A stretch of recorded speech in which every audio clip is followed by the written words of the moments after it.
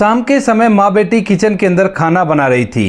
पिता बाहर आंगन में बैठा खाना बनने की राह देख रहा था और तभी अचानक से पिता के फ़ोन पर एक फ़ोन आ जाता है। उस फ़ोन पर पिता बात करता है और बातों के दौरान उसे काफ़ी ज़्यादा गुस्सा आने लगता है। जैसे ही वह फ़ोन करता है तो उसके बाद पिता सीधा किचन में जाता है और अपनी बेटी को धमकाने लगता है और उससे पूछने लगता है किसी लड़के का नाम लेकर। लेकिन बेटी के सामने जैसे ही वो बात आती है तो उसके बाद वह मौन धारण कर लेती है और अपने पिता को कुछ भी नहीं बताती है। इसके बाद जो पिता होता है अपनी बेटी पर हाथ उठाने लगता है और जो उसकी माँ होती है वह दूर खड़ी होकर ये सब कुछ देख रही थी। जब घर के अंदर हल्ला गुल्ला मचता है तो उसके बाद बड़ा भाई जो कि बाहर ही अपने दोस्तों से बतिया रहा था वह एकदम से घर के अंदर आता है और अपनी बहन को अपने पिता से बचाता है क्योंकि वह उस पर पिटाई लगा रहा था। किसका वह फोन आया था और किस वजह से पिता अपनी बेटी पर पिटाई लगा रहा था और बेटी सवालों के जवाब क्यों नहीं दे पाई थी, पूरी सच्चाई के बारे में जानने के लिए वीडियो को अंत तक जरूर देखें। उत्तर प्रदेश के गाजीपुर के एक छोटे से गांव में, जो कि गाजीपुर से लगभग 45 किलोमीटर दूर है, उस गांव के अंदर एक लड़की रहा करती है जिसका नाम है प्रिया। प्रिया के घर में उसके माता पिता हैं, एक बड़ा भाई है जिसकी अभी शादी नहीं हुई है क्योंकि वह आगे की पढ़ाई लिखाई कर रहा है और प्रिया ने अभी 12वीं क्लास कंप्लीट की है। 12वीं क्लास करने के बाद माता पिता उसे गाजीपुर कोचिंग करने के लिए भेजने लगते हैं ताकि उनकी बेटी पढ़ लिख कर एक सरकारी नौकरी को प्राप्त कर सके और उसका जीवन अच्छी तरह से व्यतीत हो सके।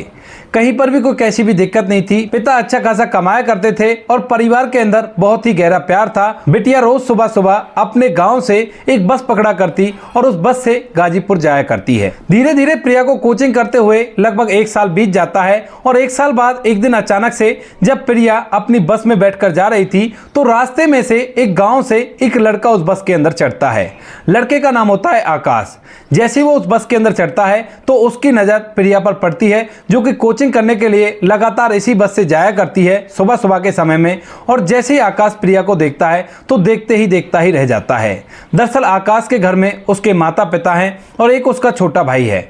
वह फिलहाल यहाँ से अपने पिता की दवाई लेने के लिए जा रहा है गाजीपुर और इसी बस के अंदर वह चढ़ जाता है। लेकिन जैसे ही वो बस में चढ़ता है तो प्रिया को देखते ही पहली नज़र में पसंद कर लेता है और फिर पूरी बस की यात्रा में, यानी कि यहाँ से जहाँ तक वो जाएगा तो वहाँ तक प्रिया को ही देखता रह जाता है।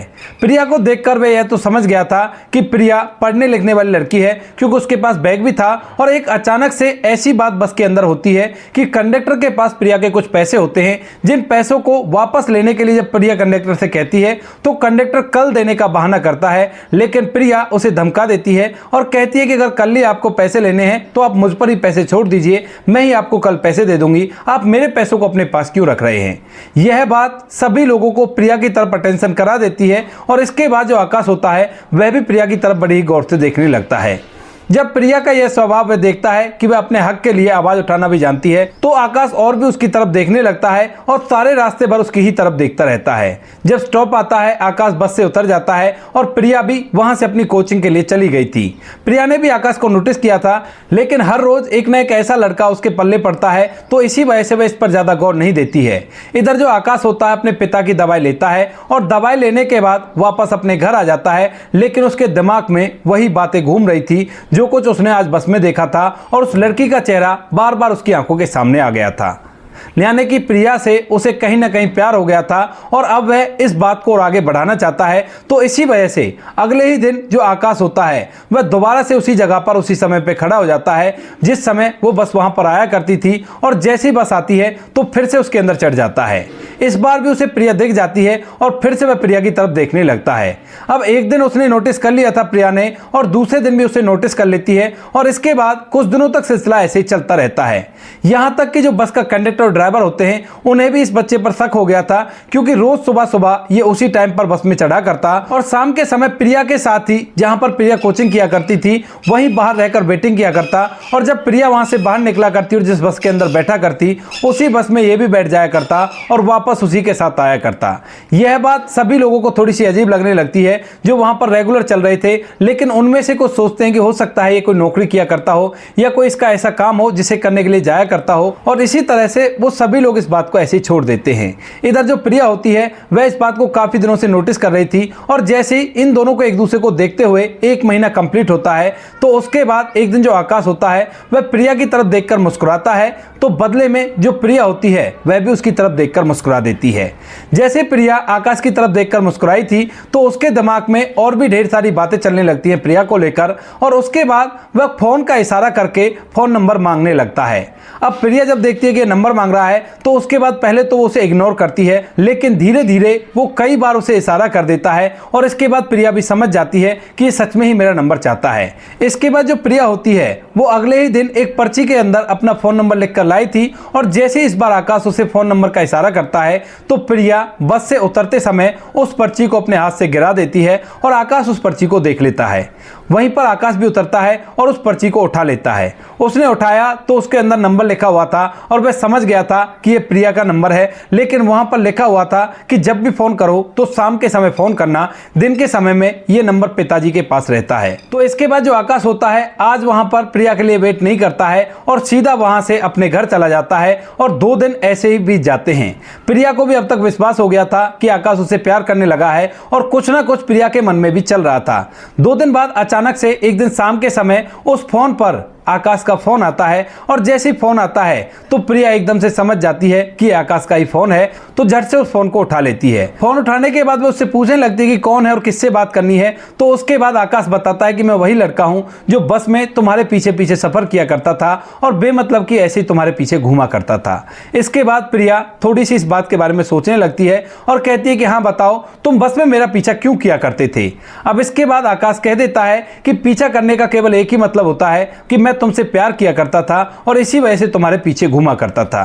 अब प्रिया जब इस बात को सुनती है तो उसे बिल्कुल विश्वास नहीं होता कि सच में ही ये मुझसे असली बार प्यार किया करता है। इसके बाद वो उसकी परीक्षा लेने के लिए उससे कह देती है कि देखो ऐसा प्यार हम कई लड़कों से किया करते हैं और कई लड़कों को हमने अपना नंबर दे रखा है। लगभग 7 लड़कों से मैं फोन पर बातें किया करती हूँ और 8वां नंबर तुम्हारा है। अब इस बात को सुनने के बाद आकाश एक बार तो ठिठकता है, लेकिन फिर वो कह देता है कि मुझे कोई फर्क नहीं पड़ता कि तुम कितने लड़कों से बात किया करती हो, क्योंकि मैं तुमसे सच्चा प्यार किया करता हूं। अब जब प्रिया देखती है कि ये सब तरह से उसको अपनाने के लिए तैयार है तो इसके बाद वह भी अपने प्यार का इजहार कर देती है और इसके बाद दोनों में बातों का सिलसिला होने लगता है। इनकी बातें चलते हुए 6 महीने बीत जाते हैं और 6 महीने तक ये दोनों एक दूसरे से फोन पर ही बातें करते हैं।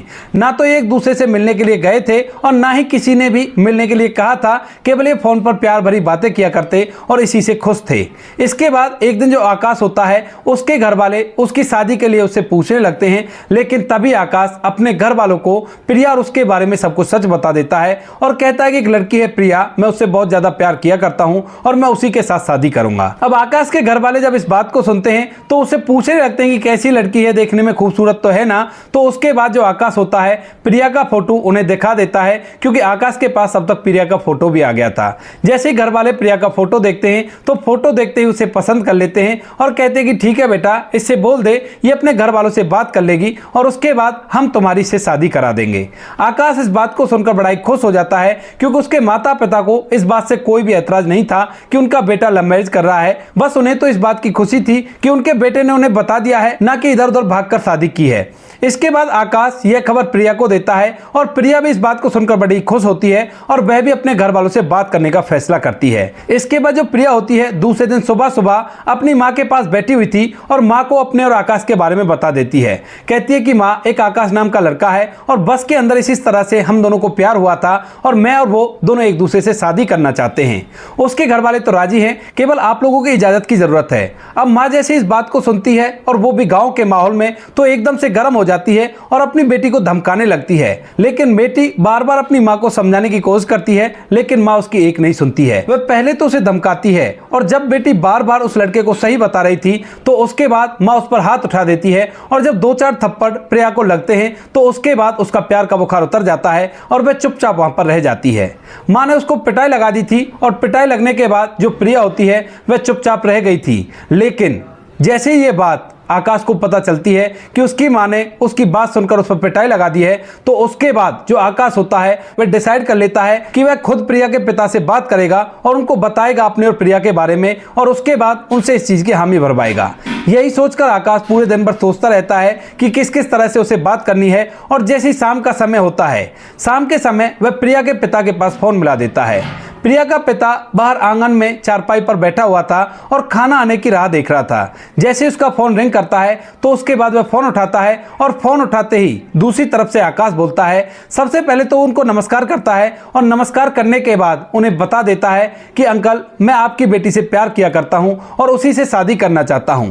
वैसे तो हम भागकर भी शादी कर सकते थे, लेकिन मैं नहीं चाहता कि हमारी वजह से आपको कैसी भी कोई तकलीफ का सामना करना पड़े। अब जैसे पिता इस बात को सुनता है कि सामने एक लड़का है और वह उसकी बेटी से प्यार करने की बात कर रहा है और भागने की भी बातें उसमें चल रही हैं, तो इसके बाद वो एकदम आग बबूला हो जाता है और कहने लगता है कि भाई तू कौन है और इस तरह से मुझसे बात क्यों कर रहा है। तो उसके बाद वह उसे अपना नाम बताता है, अपने गांव का नाम बताता है और कहता है कि मैं आपकी बेटी से प्यार करता हूं और उसके बिना मैं जिंदा नहीं रह सकता। इस बात को सुनकर जो पिता होता है वह आकाश को फोन पर ही खरी खोटी सुनाने लगता है और कहता है कि अगर आज के बाद तूने मेरे पास फोन किया तो फिर देख लेना, मैं तेरा नंबर पुलिस में दे दूंगा और तुझे पुलिस से पकड़वा दूंगा। मैंने तेरा एड्रेस भी पता कर लिया है और पुलिस को लेकर मैं वहीं पर पहुंच जाऊंगा। इस बात को सुनकर आकाश थोड़ा सा ठग जाता है, लेकिन फिर भी वह उससे बात करना चाहता था। लेकिन इतनी ही देर में जो प्रिया का पिता होता है वह फोन काट देता है पूरे गुस्से में, और इसके बाद सीधा किचन के अंदर चला जाता है। और जैसे वो किचन के अंदर पहुंचता है तो अपनी बेटी को धमकाते हुए पूछने लगता है कि ये आकाश कौन है और तुम इसे कैसे जानती हो। इसके बाद जब प्रिया देखती है अपने पिता की शक्ल की तरफ कि उसके पिता को बहुत ज्यादा गुस्सा आ रहा है, तो वह कुछ भी नहीं कह पाती है। और जब बेटी कोई भी जवाब नहीं देती है तो उसके बाद पिता अपनी पुत्री पर पिटाई लगाने लगता है। और जब मां बेटी को पिटता हुआ देखती है तो पहले तो उसे रोकने की कोशिश करती है, लेकिन तभी पिता अपनी पत्नी को भी धमका देता है और इसके बाद उस पर पिटाई लगाने लगता है। जब मां को देखता है कि उसका पति रुकने वाला नहीं है तो इसके बाद वह बाहर आवाज लगाती है, क्योंकि प्रिया का जो बड़ा भाई होता है वह बाहर अपने एक दोस्त से बतिया रहा था। और जैसे ही इस आवाज को प्रिया का बड़ा भाई सुनता है तो भागा दौड़ा घर के अंदर आता है और अपने पिता से अपनी बहन को दूर कराता है। इसके बाद पूरा परिवार एक साथ बैठता है और एक साथ बैठकर सभी लोग इस बारे में बातें करते हैं। बातों के दौरान प्रिया तो कुछ नहीं बोल पाती है, लेकिन जो प्रिया का पिता होता है वह उसके बड़े भाई को सारी बातें बता देता है कि इस तरह से एक लड़का है और वह इससे शादी करने के लिए बोल रहा है और कह रहा था कि अगर मेरी उससे शादी नहीं हुई तो मैं जिंदा नहीं रह पाऊंगा, मैं इस दुनिया को छोड़कर विदा हो जाऊंगा। अब जैसे पूरे परिवार में यह बात पता चलती है तो जो बड़ा भाई होता है वह प्रिया को ज्यादातर सपोर्ट किया करता था और उसने ही कहकर उसकी बाहर कोचिंग लगवाई थी। तो इसके बाद वह प्रिया को एक साइड में ले जाकर उससे पूछने लगता है कि प्रिया आखिर बात क्या है, तुम मुझे खुलकर बताओ जो जो तुम्हारी परेशानी है और जो जो तुम चाहती हो। इसके बाद प्रिया थोड़ी देर में सहज सी होती है और सहज होने के बाद अपने भाई को सब कुछ बता देती है और कहती है कि भैया मैं उससे बहुत ज्यादा प्यार किया करती हूँ और मैं उसी से शादी करना चाहती हूँ। अब इस बात को सुनकर जो भाई होता है वो थोड़ी देर तक सोच विचार करता है और सोच विचार करने के बाद पहले तो वो मना कर देता है, लेकिन जब प्रिया उसे समझाती है कि भैया वो मुझसे बहुत ज्यादा प्यार किया करता है, हम लोग इतने दिनों से बातें कर रहे हैं लेकिन अभी तक उसने एक बार भी मुझसे मिलने के लिए नहीं कहा है, तो प्रिया के बड़े भाई को भी लगने लगता है कि शायद लड़का ठीक हो सकता है। तो उसके बाद वह उससे पूछने लगता है कि प्रिया ये बताओ उसकी जाति कौन सी है। लेकिन प्रिया को आज तक ये नहीं पता था कि आकाश की जाति कौन सी है और ना ही आकाश को यह पता था कि प्रिया की जाति कौन सी है, क्योंकि वो लोग एक दूसरे से सच्चा प्यार किया करते थे। तो सच्चे प्यार में जाति को भला कौन पूछता है, उन्हें तो एक दूसरे अच्छे लग गए थे और इसके बाद वे एक दूसरे से जी भरकर प्यार कर रहे थे। इसके बाद प्रिया कहती है कि भैया मुझे नहीं पता उसकी कौन सी जाति है और ना ही मैंने कभी पूछा। तो इसके बाद जो प्रिया का भाई होता है वह फैसला करता है कि ठीक है कोई बात नहीं, कल मैं उसके घर जाऊंगा और घर जाकर उससे मिलकर अच्छे से बात करूंगा, घर परिवार देखूंगा और उसके बाद देखते हैं क्या होता है। ऐसा कहकर फिलहाल उसने अपने पिता को शांत करा दिया था और शांत करने के बाद दूसरे ही दिन जो प्रिया का बड़ा भाई होता है वह वहां से निकल जाता है और प्रिया अपने भाई के फोन से फोन करके उसे बता देती है कि मेरे भैया आने वाले हैं, उनको अपना घर परिवार दिखा देना और घर वालों से बात करा देना। भैया पहले देखेंगे और उसके बाद पता चलेगा कि परिवार वाले मानेंगे या नहीं मानेंगे। इसके बाद जो प्रिया का बड़ा भाई होता है वह वहां से उस जगह पर पहुंच जाता है तो आकाश उनका अच्छे से वेलकम करता है और वहां पर जाकर जब प्रिया का बड़ा भाई आकाश के परिवार उसकी प्रॉपर्टी को देखता है तो एकदम से खुश हो जाता है, क्योंकि वहां पर उसके पास अच्छी खासी पुश्तैनी जमीन थी और घर भी अच्छा खासा बना हुआ था। घर के अंदर किसी भी चीज की कोई भी कमी नहीं थी और ऊपर से जो आकाश था वह उन्हीं की जाति का था और यहाँ पर उनकी बहन की शादी हो सकती थी। लड़का काफी अच्छा लगता है और दोनों एक दूसरे से प्यार भी करते हैं। तो इसके बाद जो प्रिया का बड़ा भाई होता है वह लड़के को देखकर खुश हो जाता है और सोचने लगता है कि मैं अपने पिताजी को अपने आप मना लूंगा।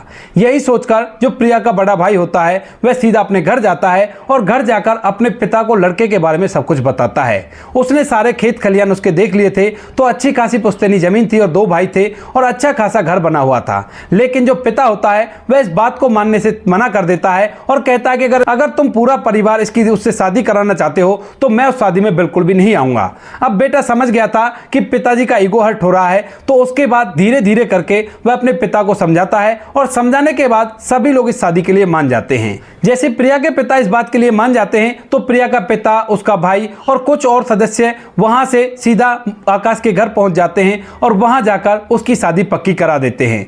दोनों परिवार मान चुके थे और धूमधाम से दोनों की शादी हो जाती है। शादी के अंदर सभी रीति रिवाजों को निभाया जाता है और जो लव मैरिज थी वह एक अरेंज मैरिज में बन गई थी। उन्होंने अच्छा खासा दहेज भी दिया था प्रिया के घर वालों ने और धूमधाम से अपनी बेटी की शादी की थी। ना तो समाज वालों ने कुछ कहा था इस लव के ऊपर और ना ही किसी और ने कुछ कहा था। शादी होने के बाद आज प्रिया और आकाश बहुत ही अच्छा जीवन व्यतीत कर रहे हैं। उनके पास किसी भी चीज की कोई कमी नहीं है और जीवन में खुशियां भरपूर हैं। ना तो प्रिया को कोई दुख है, ना आकाश को प्रिया से कोई परेशानी है। कभी कभार जब दोनों परिवार किसी फंक्शन में एकत्रित हुआ करते हैं तो ये बातें वो आपस में किया करते हैं। प्रिया आकाश से कहा करती है कि तुम्हारी वजह से मैं अपने घर वालों से कितनी मार खाई हूं तुम्हें पता भी नहीं होगा। आकाश इस बात को सुनकर कहने लगता है कि हाँ, मुझे माफ कर दो, मेरी वजह से ये सब कुछ हुआ था।